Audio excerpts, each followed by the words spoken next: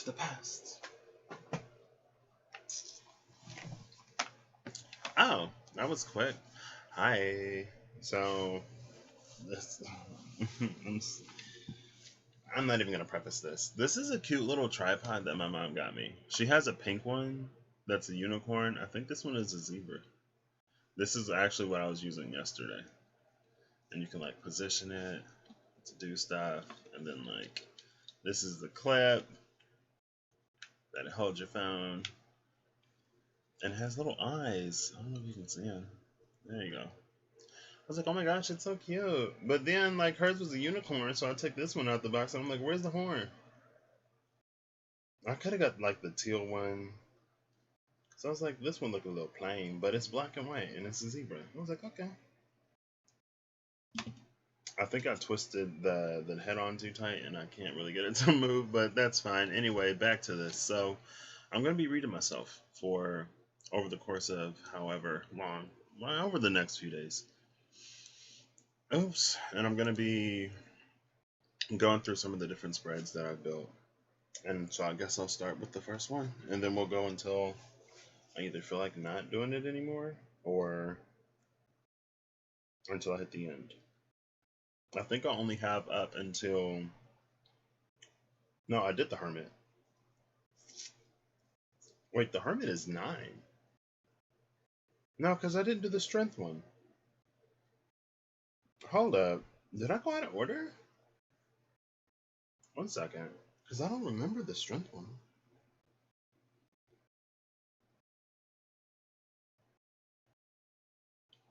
The Chariot and the Hermit. It was supposed to be the Chariot and Strength. I don't know why I always put the Hermit at 8. And the Hermit is 9. But I always put it at 8. And so these are going to be for me, but I'm doing them. And then maybe I'll be able to connect to something. I don't know. I'm just going with it, y'all. So we're going to start with the full spread. This one's only 6 cards, so it's not that intense.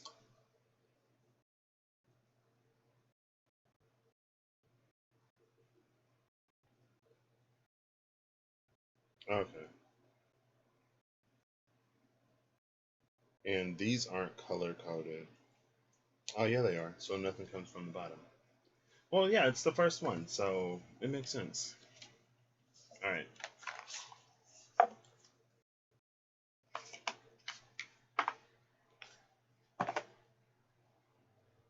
So let's see. Also, I'll try to keep my intention again. Sometimes I get a little lost. I go on these little detours. I mean, it always ends up how it's supposed to, but I feel like I wouldn't ramble so much if I could get a little focused. So we're gonna, for me,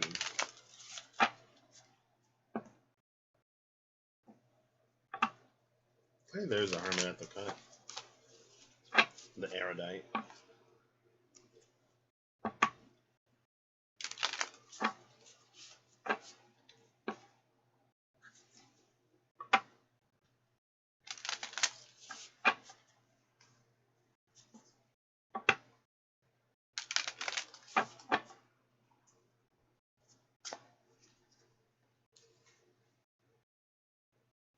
I'm just gonna pull right off the top. Oh wait, I can use my iPad. It's bigger, and I can actually see what I'm doing. Oh, well, I don't know if I necessarily want to put this on camera. I'll hold it off to the side. Oh wait, I didn't put OneNote back on here. I'm gonna have to put it back on my phone because I have back on my iPad.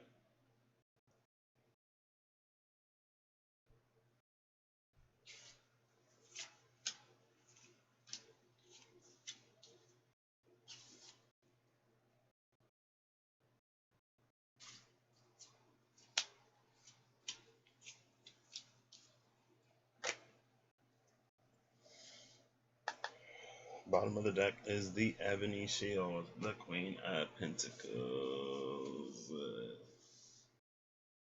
to take hold of the reins and use them.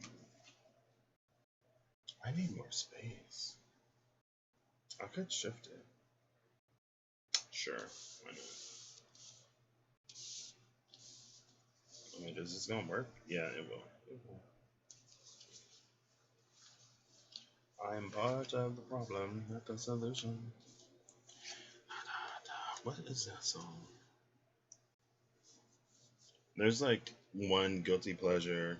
I have like one guilty pleasure band I listen to, and it's because their lyrics are very strong, and I don't necessarily agree with what they say. But it fuels into this like just like beast part of me, where I'm like, yeah, I'm a bad boy or whatever. I don't know. It's a rhythm and a sound I don't typically get into. I'm very heavy, very harsh. So let's begin. This is the sapling, seedling. So the heart of what's going on is the champion. Interesting. The champion is all about rising to the occasion. It's about winning. It's about victory. It is about. It can also be about recognition. But in this deck, it's also a certain amount of self-sacrifice, and also about the fulfilling of prophecy in an unforeseen way. And I think I've talked about it before. So in the Five of Wands, the contender, it's at the Three of Wands, it's prophesied that there's going to be a king.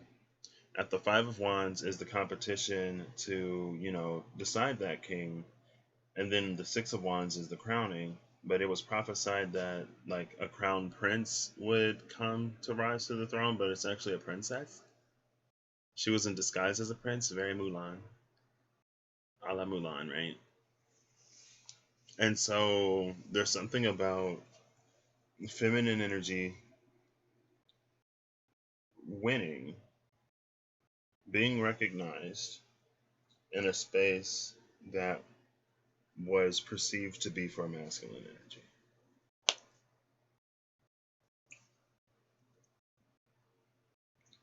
Also, that element of self sacrifice. And not necessarily self sacrifice, but just like it's more integrity than anything.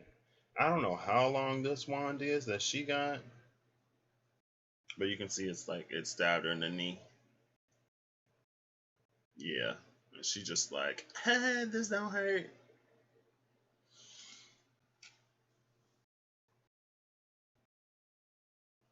It's being in control of the self.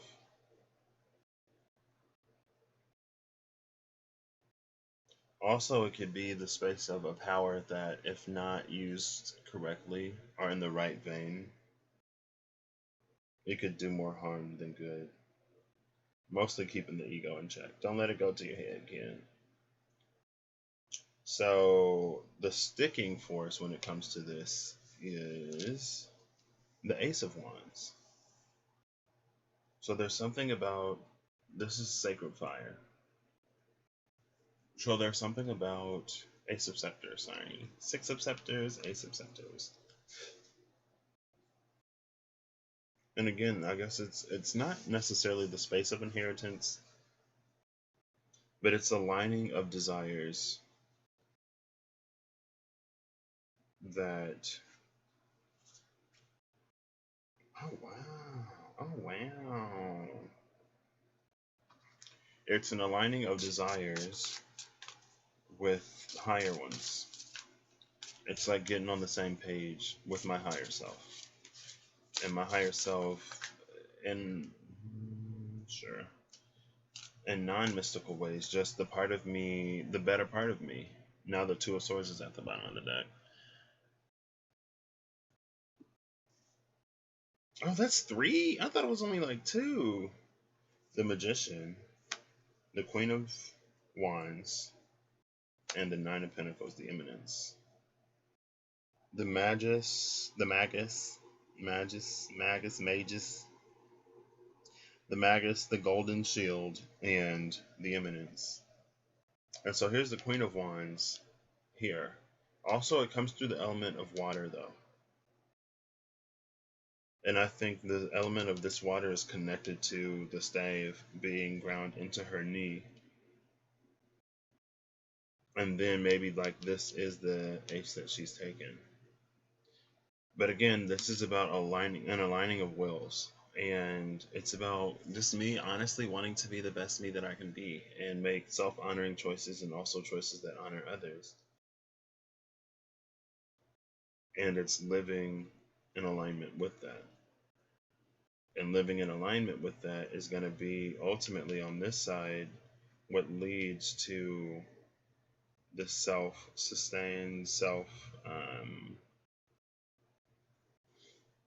do I want to say?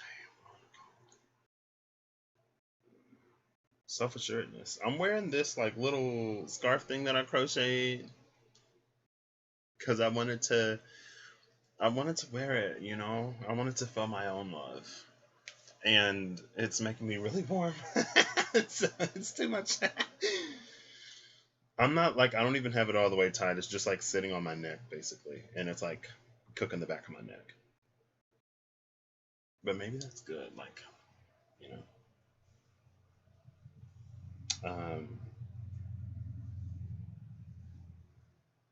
Because I was looking for my rice and I saw this and I was like, oh. And then when I saw this, I was like, hey, I can go in and I can do some spreads for me. So this is the first one. Let me not make this unnecessarily long.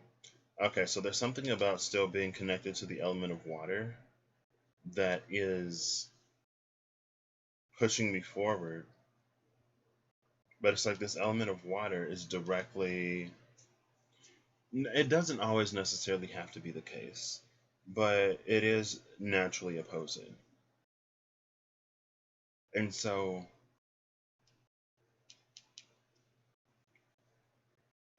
it's like if this is something that could be a little bit of a hindrance, and if this is something that's a little bit of a motivator, it's like chill out. It's like you've already done or accomplished whatever it is that I've already set myself on the path to claim whatever this victory is. And I've already discovered what it is that I need to remember, recall, take with me. Oh wow, I never thought about stitching it this way. I might do that. Sorry. um, Now my neck is cold. Okay, I'll put it back on.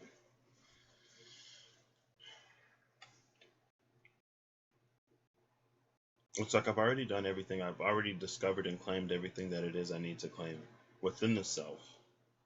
And then there's this other part of me that I've been very conscious about trying not to neglect or lose. And I was talking to one of my friends and she said it's like, it's good that I know what it is that I would like to keep. Because I don't want to be hot and fiery all the time. But I don't want to be a silent stander by either and not speak on anything. And because silence is complicit. Complicit. Complicit. If you're silent, you're complicit. Complicitance? Is that a word? Hey Siri, define complicitance.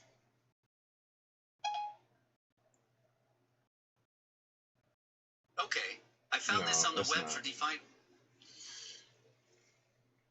I don't want to just be silent anymore, but I also don't want to be all hot all the time either. But I think this is like allowing that part of me to evolve, integrating it into the me that already is, to give myself this 10th orb, to reach a 10 of Pentacles within myself, and the 10th Pentacle being related to this fire that was gone for a long time because of what I associated with it within myself. And so it's about releasing that association with it, but also still taming it. I mean, because the Queen of Wands is right here, right? Power and authority of fire. And so it's controlling this And it's also for me to learn to control this, to create whatever it is that I need to create. It's almost like it's rising up to her. So we start with the Nine of Pentacles that was in the past, me learning to live without this fire and doing all that stuff. Then here comes the fire. I have my 2 months, month and a half or so of just being super hot. And then coming into the Queen of Fire energy, which is standing at the gateway of this. And now coming into the energy of the Magician, which is kind of sort of like a temperance energy because it's more about alchemy than just straight up whatever. But it's happening in the space of the Magician because it's about creating things and making things happen. And that's the message from this Stronghold of the Grail, Page of Cups, a messenger from this spirit world, right? You've reached the point, I've reached the point that I needed to reach in order to move forward. And it's not to forget who I was. It's not to forget it's not to forget who I was before the fire. It's not to forget who I was with the fire. But again, with the Magician, it's about bringing all of these elements of me together in a way that gets me to where I want to be. So next, this is interesting. Okay. I haven't used these spreads in a while. The Four of Swords. The Convalescent. I'm actually going to read Convalescent because I think this is about bringing it all together. And you can see it's this warrior, this knight sleeping on the thing with the sword at the ready. So when I gotta fight, I can fight, but it ain't to be up in arms all the time.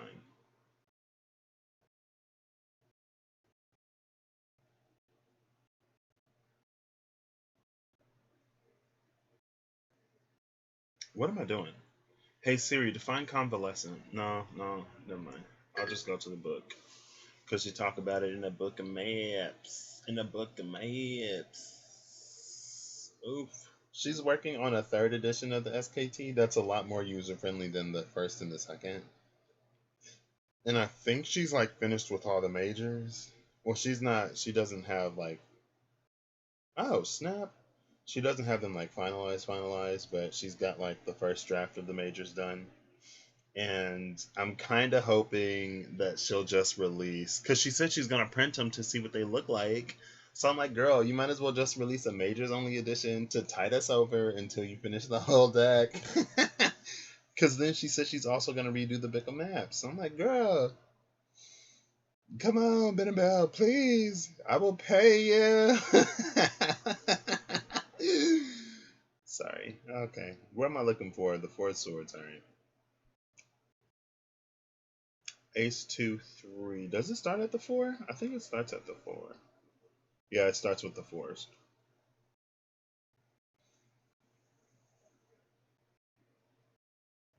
So the realm of force is the realm of building. So then this is mental building, which is the convalescent. Upright, this is Sehaliah, ruled by Raphael.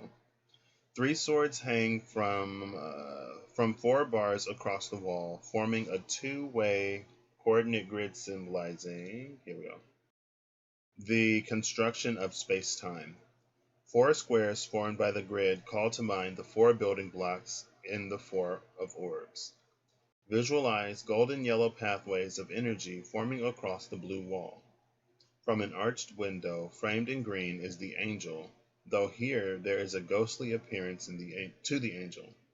The skeleton concealed in knight's armor from the reaper now lays in rest upon a tomb. He dead? I thought there was somebody in that suit. This whole time I thought somebody was in that suit. That suit got a skeleton in it. Well, maybe he gonna come back to life to fight. Like Ragnarok. The skeleton concealed in knight's armor from the reaper now lays in rest upon a tomb. The knight's scythe has transformed into the 4th sword. Hanging upon the tomb below the knight, the partial relief of a mystic rose appears in the foreground, and at its center the 8-spoke wheel. This is a pictorial expression of truce between the reaper and the angel. There's also a subversion of the classical death in the maiden motif. Here, rather than the maiden being overtaken by the personification of death, The depiction expresses the interdependency between death and the maiden. In Buddhist theology, there are four phases: life, death, transition, and rebirth.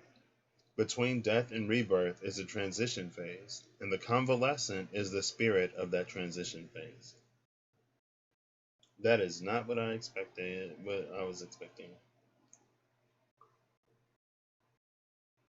The title of the spirit is the convalescent, both an energy of illness and an energy body of recovery and the regaining of strength after that strength was taken away. This is the spirit of ailment, affliction, relapse, mental disturbance, and infirmity. But placated, the spirit brings rehabilitation, restoration, and cures. The Mather's attribution here is rest from strife.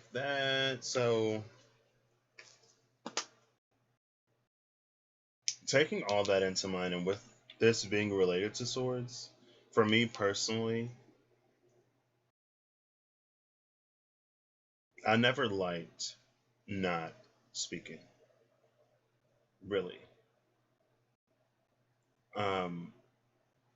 Because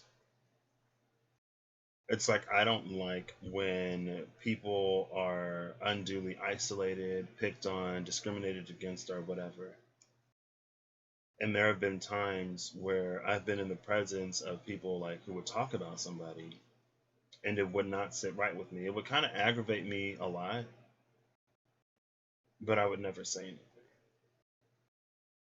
And some of the biggest regrets that I had were those moments and times where I didn't say anything and I wish I would have. And so for me, it was like I was kind of sort of in some way laying on my own tomb because I wouldn't speak. I wouldn't say anything. I would just be that silent observer. And a part of me, because I've talked about, especially yesterday, wow, this is going to be get to know me in a series of videos. A part of me was so afraid of who I was when I get mad, again, because of how I can't control it. And so last summer, there was this one scenario situation where I worked with someone in the LGBTQ community, and straight passing is so weird, but I mean, it is what it is. A lot of people don't clock me for being in the community, especially if I'm not doing anything or saying anything. And so it's like one of the ways where I'm put in these situations where it's like people can make these statements pretty much kind of sort of broadly against me about other people, not knowing that they're also making the statement against me. And I would get upset, but I didn't want to respond or speak or act from that place of anger, frustration, or upsetness. And so I would remain silent. And then I would feel bad for remaining silent. But then I talked to one of my friends, a mentor of sorts, but I'd say more of a friend than a mentor. But yeah, we can have friends who like sort of mentor us a little bit and guide us when we need them, and then we're there for them too, right? Somewhat. Um, and so he was like, "Well, I've seen you speak on things that needed to be corrected, and every time you did, I was so glad you did it. And like when you did, you didn't like we could tell that you weren't coming from a place of whatever."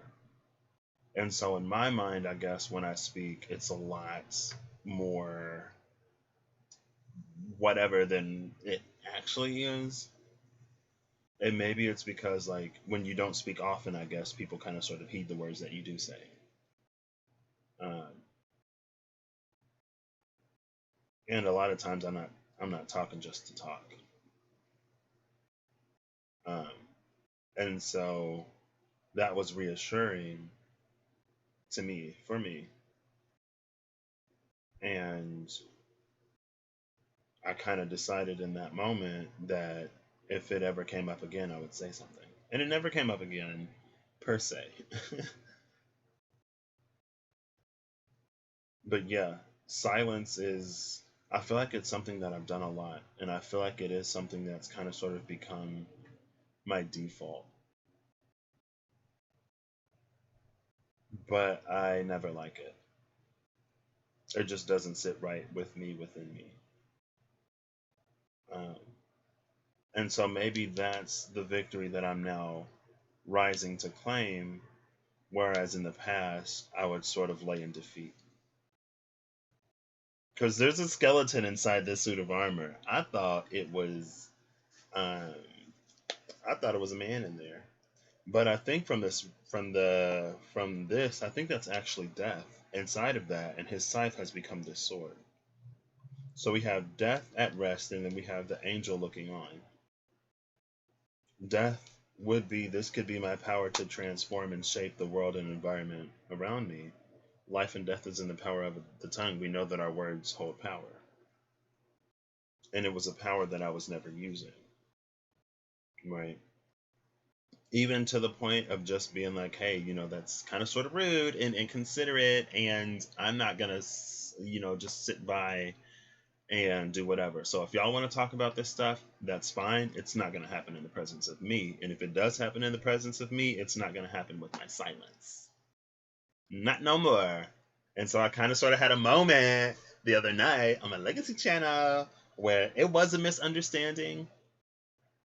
And there was that part of me that was like, because usually I don't say nothing and I just let it go. But I was like, no, I can't, that's not who I am anymore. I don't know what's going on, but I'm going to say something right now, because what's not going to happen on my channel, on my platform, is for me to let some mess like that slide. Not no more. And it was, to me, it was specifically connected to two people that I know personally that I didn't speak up on the behalf of. And so was I triggered? Yep. I for gosh darn sure was. But that was a time and a moment for me to prove to myself that I can speak up and not be so whatever that I wasn't able to calm down and piece together that it was a misunderstanding by the end of it, right? I didn't go all the way off because something in me was like, block, delete. I was like, no, that's extreme. We ain't got to go that far. But that's the power that I'm reclaiming. The power of my voice that's been silent for so long. Okay, work. For y'all, it may be something different. But for me, this is my test. This is my trial. This is what's held me back the most in life. And it's so interesting because I got the lesson from my friend, the friend I went on a retreat with. I got the lesson from him to speak up on my desires. And because I got that lesson from him to speak up on my desires, like I said, it put me in the position to manifest this opportunity that I knew was for me. But if I never would have spoke up, I wouldn't have gotten it. And that opportunity was moving back on campus, that I believe I talked about on this channel, or maybe it was the other one. So I got the lesson to speak up on what I actually desire from him. And then with everything that happened in June into May, that popped off in June,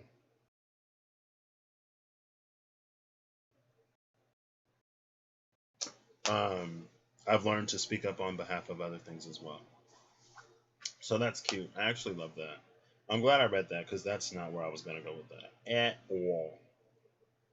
I really didn't know that there was a skeleton inside that suit of armor. Well, I'm not a skeleton no more. I done grown flesh and bone. I guess it could be a skeleton. It's like, and maybe also this is like balancing that angel energy and that death energy. And again, that's the balance that I'm really learning over here, about not being so hot and heavy and transformative all the time. But when that is necessary, it's to stand up. And that's one of the things that I've been severely lacking, at least in this time. And if I look at my Mayan signature, this energy right here is sort of my weakness. It's that transformation. It's that letting things go type energy. But honestly, in order to cope with that in the past, it's like, well, since I don't know how to let things go, I'm just not going to form an attachment to anything. And not forming an attachment to anything wasn't the answer for me, personally. Um, so let's go to the next one. Okay. So this one is interesting. Knight of Cups into the Seven of Swords. Now, in this space, it's all about looking at the background. So immediately, we have the repeat of this type of thing right here between the Seven of Wands and the Champion. Okay, yeah, I can't really see it. So between the Seven of Wands and the Champion, there's this gate repeated. And so the crowning has happened, but that's not the end of the journey. So it gets darker. And in some ways, we kind of sort of see a relief of the sun up here. You see that? We see like with the rays and everything, and then it goes dark in the next one. Looking at how the background shifts from this card to this card. So it gets a lot darker. Also, there is this platform. There's a raising and a rising of the earth.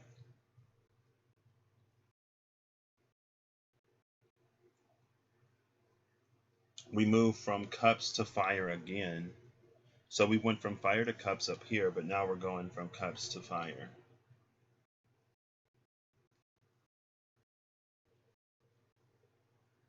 Here's the pathway that leads to one of the seas, either the Mystic Sea or the Great Salt Sea of Awareness.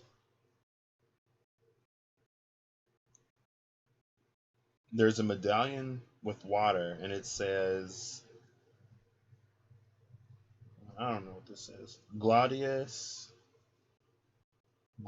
non transibit terminus Westros Dabo Pacem in Finibus Westris. I know Gladius is sword. Non transibit is probably not cross. Terminus is an end, like a terminal. And then Westris is like hour.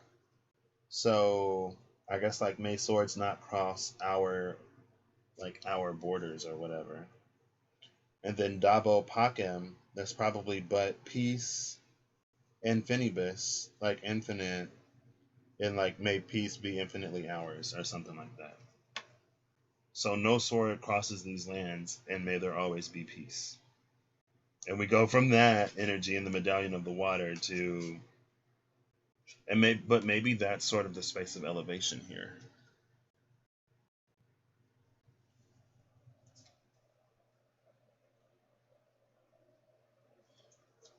And again, I feel like it's just speaking to these night and day cycles within the self, between the angel and between death. This is a card of transition. It would be, okay, it's not, oh wow, the Ten of Wands, sort of finishing this off. And the Ten of Wands is interesting.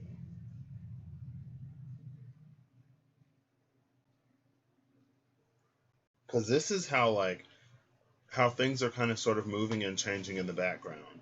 And this is how the world is kind of sort of shifting and changing. So how I built this is like, this is more so personally focused, and then this is like the world around it. And I think with this, the burden one, I think I've done, like I said with the champion here, I've already said it. I've already gained what it was I was supposed to gain from a lot of stuff in the world. It's already put me in the position. I've integrated the lessons that I needed. And so it's like, now that I've done this, the world is about to get a lot lighter. Because I can now release these lessons, these burdens that were divinely gifted to me, to get me to see all of this.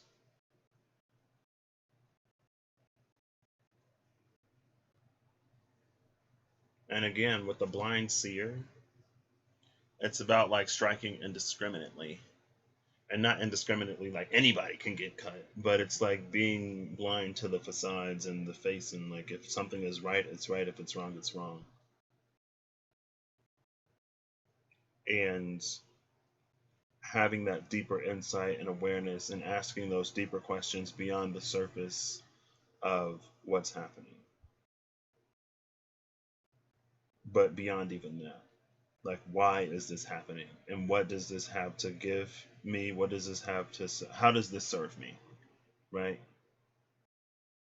And so sometimes even bad stuff is allowed to happen to us. We're granted, like, bad stuff is allowed to happen to us. We're granted these divine burdens to strengthen our backs, to make us stronger, to get us to remember and recall, to get us to stop doing those things that we know don't align with our soul, that kind of sort of metaphorically kill us on the inside.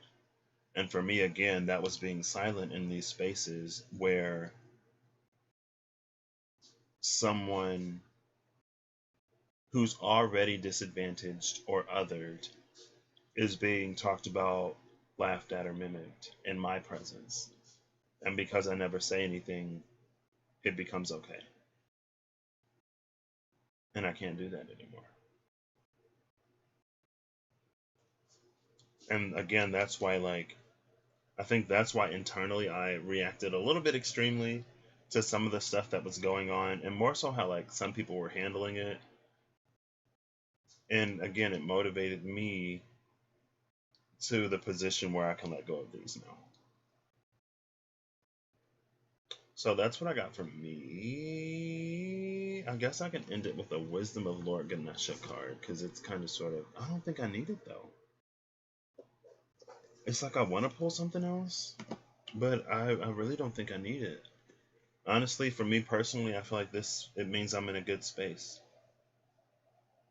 But again, it's to learn to navigate this energy of transition. Either this sword is a sword and death is asleep, or it's a scythe and death is like going out to transform something. But even when death is going out to transform something, it's to keep this angel in mind. It's not needless or senseless. And I'm still not the type of person who will speak on anything and everything just because. But if I feel that something is missing, or if I feel so led to say something, then I'll say something. Without all of the negative stuff that I had conditioned myself, honestly. Well, semi-conditioned, because, you know, I am a big black dude. And black people in general just aren't really afforded the emotion of anger, frustration, or being upset. Like, even black women, because then it's like, oh, like, that's the angry black woman, and you fall into the angry black woman stereotype, or the angry black woman trope. And then if you're a big black dude and you get mad or upset, then, you know, people get intimidated and frightened and whatever. And it's like, people aren't so scared or afraid that won't provoke something, but then they'll use that fear because they know it's been legitimized in systems to justify whatever. And, you know, being a big black dude, I was raised like, you can't do this, unfortunately. You know, you don't have the skin tone where you can go out there and be upset and then, you know, and again, it's not that always happens, but, you know, one time could be enough to end my life. So can't really risk it too much. But that's also a part of the reason why I did this like, the environment around me was like, you're not allowed to be upset. You're not allowed to speak up on anything that you don't like. You just take what the world gives to you gratefully and graciously. And if those above you want to beat down on you for release of emotion or to fuel their little control fantasies, then you just take it silently. And if you dare speak back, your life is over. And it's like, yeah, no, it's a no for me. That's a no for me. I'm sorry. Sorry, not sorry. Not going to do that anymore. And again, it's not to be extreme. It's still to be respectful. But also, Because again, for me, what this did was I hold my self integrity in a lot of spaces. I hold it to be very important. And even, I'm human too. So sometimes I do things that I ain't proud of. Not lately, but I did some things I wasn't proud of. And then I thought about it because I had a dream one time. And I don't think I was necessarily transgressing to the point where I thought I was, but it still didn't sit right with me. Um, and so I had a dream one time. I was like, whoa, this is weird, and I'm out. Peace. But anyway, my integrity is still something that I hold very important to me. And my silence in these situations felt disingenuous. And that's another reason why I didn't like it. But it's like, again, I've been conditioned to the point where it's like, this is bad. And even if you're talking to people and you get upset, all of a sudden you stop making sense. And so that's why I guess, some of the people with no stake in the game, the whole justice system, but outside of everything that's happened to the justice system, the whole, like, you're not allowed to be affected or upset by something and still make rational sense line of thinking is like, where did that come from? Anyway, this ain't even about all that. For me personally, it kind of sort of is. Um, but again, it's like, it's not to be unbothered and unaffected, but it's to speak when necessary. And again, I don't go out just making transgressions against other people, and so I shouldn't have to tolerate transgressions being made against me or in my presence. Because it's like, if someone transgresses against someone else undeservedly, especially in my presence, then it is a transgression against me, even if it's not me. Because now it's put me in a position where I have to pick a stance. And either I'm going to be silent or laugh and show my compliance. I think that's what I wanted, compliance, not complicitance. Or I'm going to say something and it's going to be known that this ain't cool and I'm not for it. And that was my divine burden. That's what it's kind of sort of been a theme in my life. But now it's reaching that point where I can take this save and I can shove it in my leg and then claim the throne. Okay, work. So that's where I'm gonna end this. I always do get a final message. So we're gonna get that, and then we're gonna wrap this up. I don't really think I need anything else. But that's the space I've been in. That's the lessons that I've been learning and how I've been showing up. And I've done my best to not, and even when I did reach out to somebody in particular, I was like, I understand that a lot of this I'm kind of sort of putting on you. Who was that? I was like, I understand that a lot of this, the Two of Cups, when did she turn over? Hello? Look at the man holding the heart. Are we going to stop there? No, we ain't going to stop there. Two of Cups with the Two of Swords still at the bottom of the deck. When did the Two of Cups turn over? It's always nice to see you with that Archangel of Mysteries right there. And I was like, I know I'm kind of sort of asking a lot from you in particular because you are the one person who I'm kind of sort of reaching out to. And I'm sorry, but also thank you for being the receptacle of this. And I've tried, again, this whole time to separate the mentality and the mindset from the people. Because it's not necessarily the people in particular that I'm upset with. It's more the mentality and the mindset that's been proliferating down here that's instilled in people. And I don't know how many people there are alive today who are really responsible for the beginning of this. Some people, sure, they played a hand in the progression and evolution of it, maybe. But my enemy does not lie within man. And so I try to keep that in mind. So, final message, please. That's another reason why I don't really hold too much judgment. It's like they know not what they don't know. Or whatever. Final message.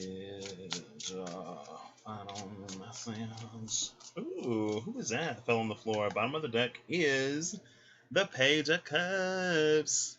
Bringing the mess. Ooh! Oh, goodness.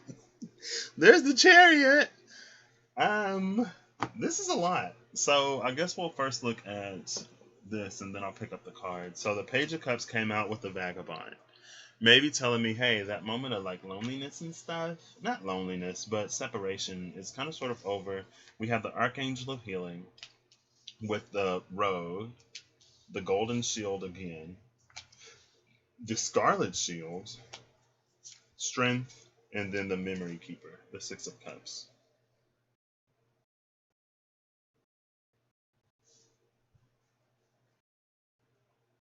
We have a King and two Queens, and then Strength. All of different elements, by the way. The only royal not represented on the table is Earth, and the Archangel of Mysteries could have fallen out on the floor, honestly. Oh, it's the Ferryman. I'm gonna have to count these cards and make sure I'm not missing anything. Goodness. And the Ferryman is selling away from all of this. So there's been this healing process that's been overlooked by, let's just say, Archangel Raphael, because it's an archangel associated with healing in the heart, right? Where in the past there was this sort of self-deceptive thinking. It was almost like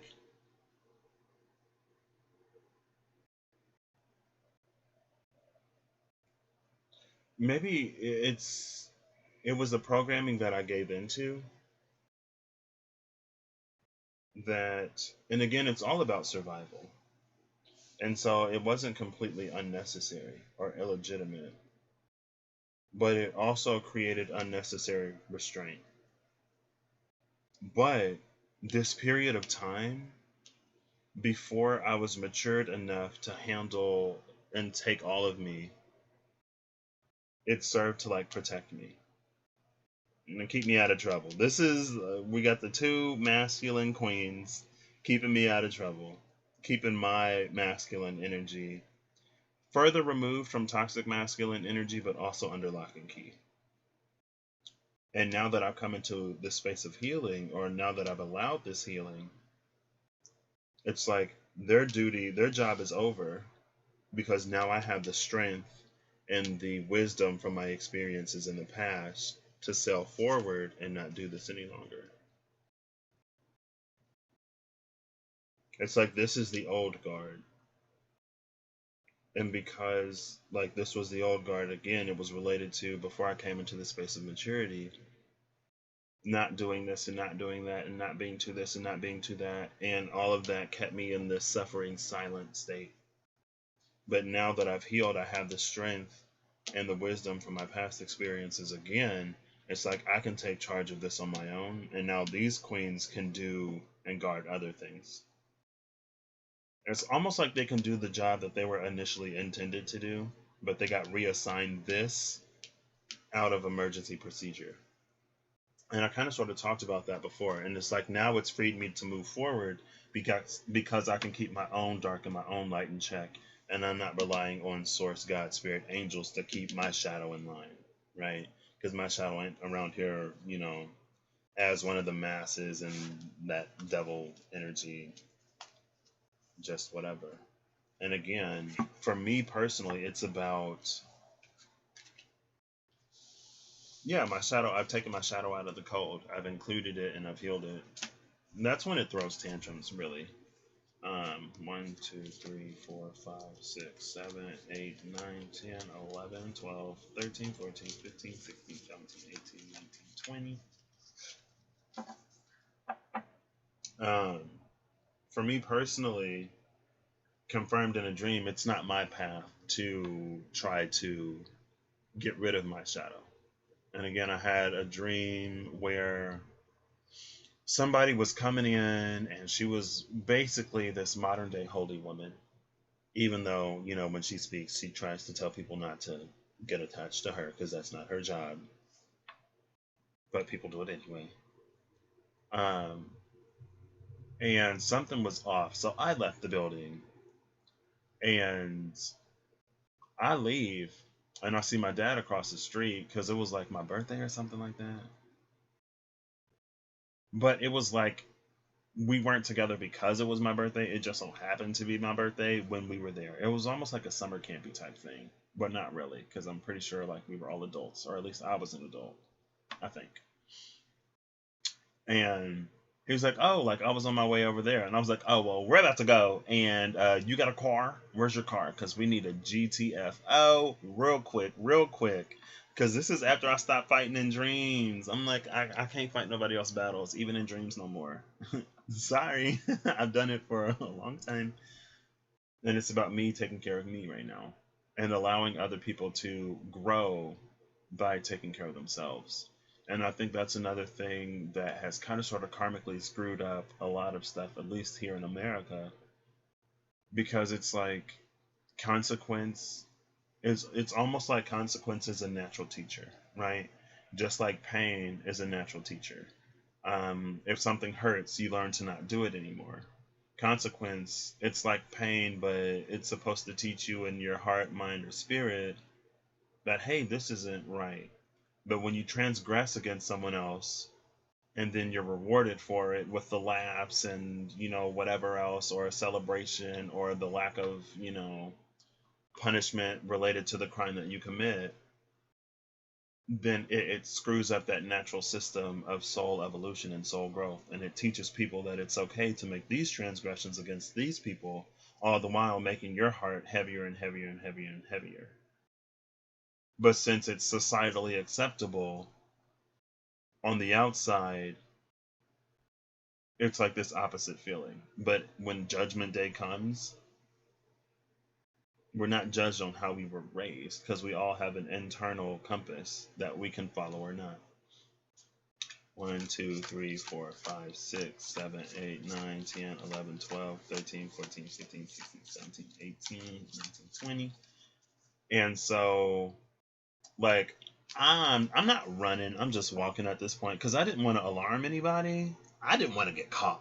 So I'm like, oh, I'm gonna just step outside and get some fresh air. I ain't coming back. And so all these people started running out of the building behind me. And then my dad is like, why don't they have shadows? I said, what? So I turned around and I looked, and they didn't have shadows. They're all running out of the house. And then I see shadows running out of the house and attaching to the people who had sacrificed their own shadow. So it was like, you trade your shadow for something else's shadow. And that's something else. I don't know. If you ain't got it, like, if you ain't had the light to handle your own shadow, I don't know if you'll be able to handle these. And so that's why I'm like, okay, I'm cool with my own shadow. We're actually good right now. We done worked through everything we need to work through. But that's not, I'm like, oh, and they was running for their lives. I'm like, well, it couldn't attach to me because I still had my own shadow. So 1, 2, 3, 4, 5, 6, 7, 8, 9, 10, 11, 12, 13, 14, 15, 16, 17, 18, 19, 20. And I guess the shadow could sort of be that moral compass. It's the response to when we're not acting in our own light. 1, 2, 3, 4, 5, 6, 7, 8, 9, 10, 11, 12, 13, 14, 15, 16, 17, 18, 19, 20. I got all of them. 80 cards because there are 3 fools in the SKT. So it bumps the card count from 78 to 80. Da, da, da, da, da, da, da. But yeah, it's been my journey, And it's kind of sort of different for everybody.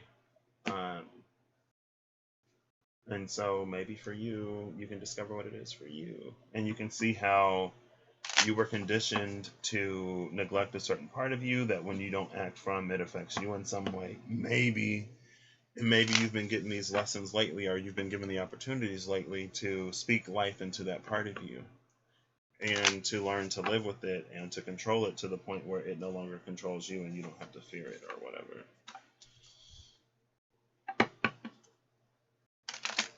Okay, so I'm going to get one more final card because that was kind of sort of a lot for a final message.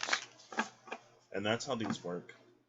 When it's like, okay, we're done. I'm like, okay, cool. But if there's something else that needs to come out, I allow it to do so. That's another reason how sometimes these kind of sort of run a little bit longer than initially planned. And another reason why I don't even know how I would do pricing, but I also know that the amount of energy I give, even in collectives or whatever, it's time for me to pull back a little bit. It's like I do too much.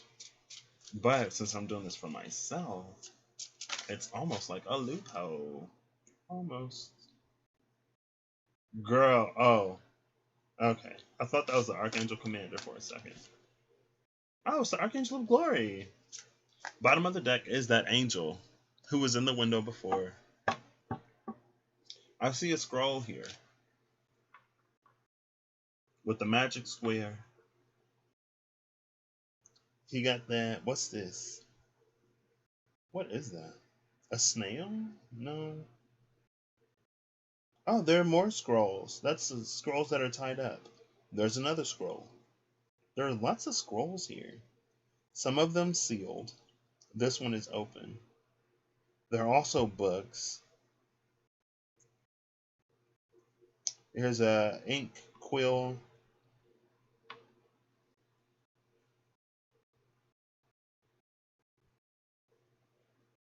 The Angel of Art and Grace.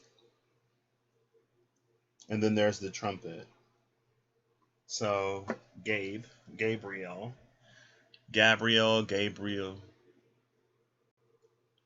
You see all them scrolls and all them books?